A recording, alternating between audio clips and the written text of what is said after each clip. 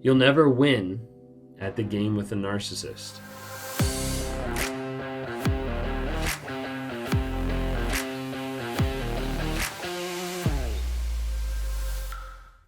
I don't understand why narcissists always get to win. Like, why am I the person that's here, that's broken, that's unhealthy, that can't figure out life, that's crying on the floor, and they're out there living their best life? Why can't I win? Do you ever feel like that? Do you feel like it isn't fair of what they get to experience, what they get to do? And a lot of times people get really frustrated because it feels like they can't win at the narcissist game. And time again, people get frustrated and pissed off and annoyed at them not getting their karma or what's due to them or anything like that. And they get so upset because they're like, why am I always the one that loses in the relationship? Why am I the one that lost? Because they walked out of my life. They left me broken. They left me hurt. And time again, people talk about winning and losing.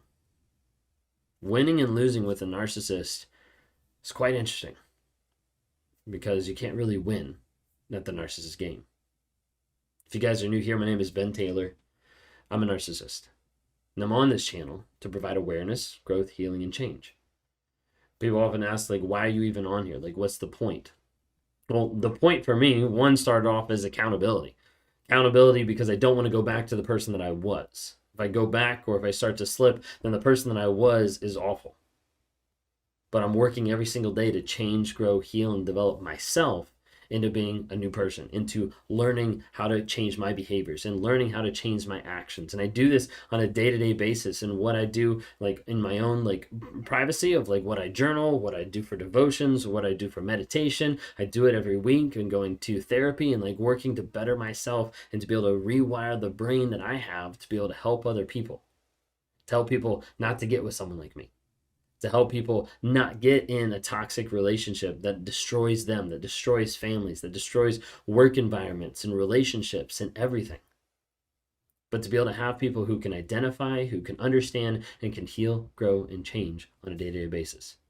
If you guys don't follow on a couple platforms, please follow, subscribe. We're on TikTok, Instagram, Facebook, YouTube. If you're listening on the podcast, either on Apple, Spotify, Amazon Music, anything like that, please like, please subscribe, please leave a review because we're trying to spread awareness. You might have someone today that can resonate with one of these videos that you see. Maybe that's the video we did earlier today. Maybe it's the video coming out tomorrow. Whatever it might be, you have people that can resonate with these. And the more you share, the more you help educate other people to know, hey, I think you might be in this type of relationship. You might be able to provide freedom and help for someone else out there. So we're talking about winning and losing today, right? So what is like winning and losing? Well, people normally hate the idea and the thought of losing to a toxic person, right? I mean, who likes that idea? That's not a comfortable idea. That's not something that we want to sit with or that is enjoyable by any means, okay? But the majority of time when people are thinking of like winning and losing with a narcissist or in a toxic relationship, they're normally thinking along the lines of like justice. Justice of what was done wrong to them, of when do we get justice? When do we actually see that this person is going to pay for the things that they've done to us? And the hard reality is the majority of times when people see narcissistic relationships and they break up or they disappear or they ghost or whatever might happen and they see that person continue on in life, they're like, they don't get any consequences at all. Like, why am I losing and they're winning? Because they're just walking through, not having any empathy, not caring about any people, not worrying about anything that's happening. They're just living their life. And here I am stuck.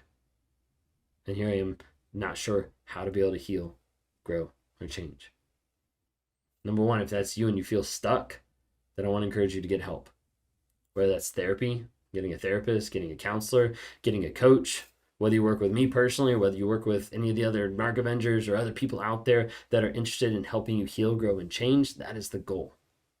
You don't have to stay stuck, but you do have to take the first step and reach out.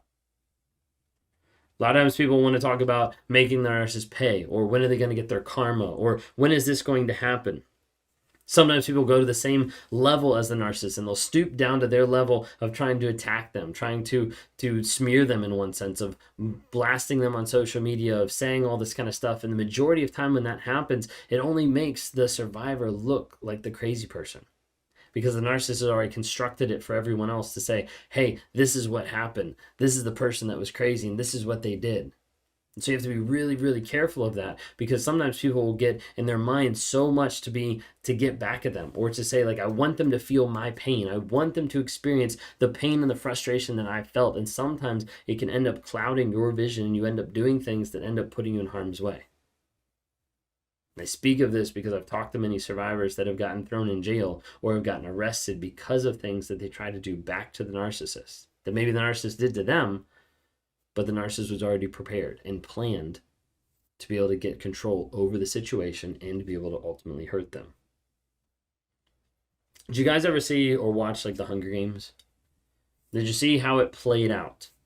If you haven't watched it, I'm sorry, but this is my illustration. If you haven't seen it, it plays out where they're fighting, and it's a fight to the death, right? Of how many people are going to get eliminated, and it gets to the last two people, and they're there, and then the idea is you have to, I believe, like eat the berries or whatever, and one of them is going to die. They have to like murder each other, and one of them's going to die. And so they're like, wait a second, if we can't do this, then we're going to go ahead and do it together. We'll eat the berries, we'll die together. What they did at the end of the movie, the trilogy, is they stopped playing the game. Because that's really what it is when you're in a narcissistic relationship. You're pitted against other people. You're triangulated. You're gaslit. You're confused about the situation. And the narcissist wants to get to the end where you're actually broken down and completely devalued. Your worth is gone and they're ultimately in control, right? And a lot of times people think, hey, if we can beat them at their game, if we can win at what's going on, if we can try to be able to get ahead of it, or to prove something, or to show something, or have the last word, or anything like that, maybe we can beat them at their game. A lot of times people try to do that with proving them wrong, with trying to convince the narcissist, you did this. How many times did you have something where you had blatant proof? Like, I've talked to people, they have proof of like, you just said this, and they're like, no, that wasn't me. Like, no, you just texted this. No, that wasn't me. Like, you just said this on video. No, that wasn't me. Like, you just cheated. I have pictures of it. That was someone else. That wasn't me. You could have seen narcissists deny stuff over and over and over and over again.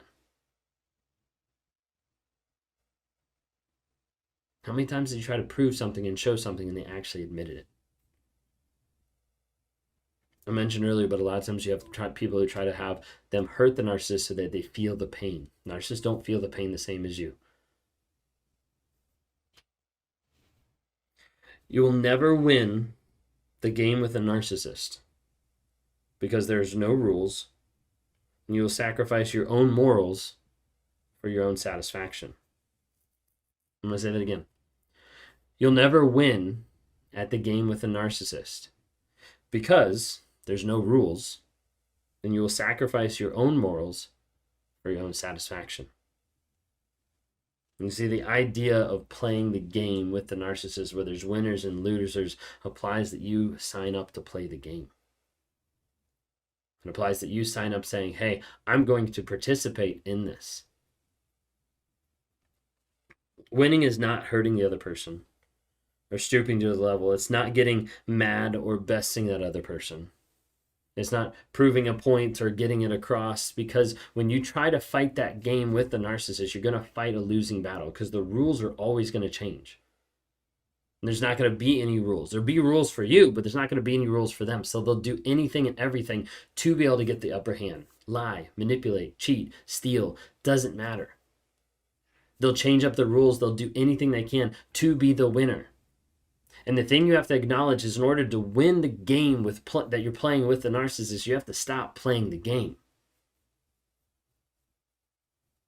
You have to stop playing the game and you have to focus on you.